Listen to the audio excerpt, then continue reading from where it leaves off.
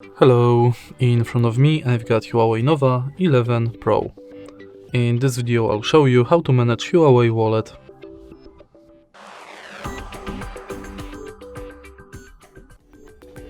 In the beginning, let's go to Huawei Wallet, enter it, agree, connect to the internet,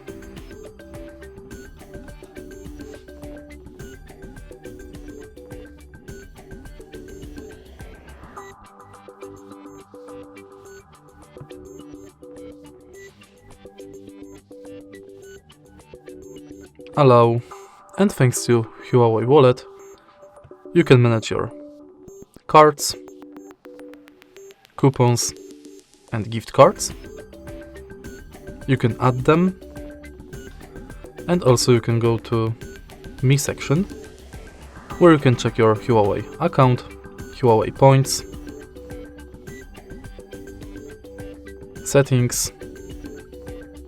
You can check for updates, enable or disable Huawei Wallet, and share device and app usage data.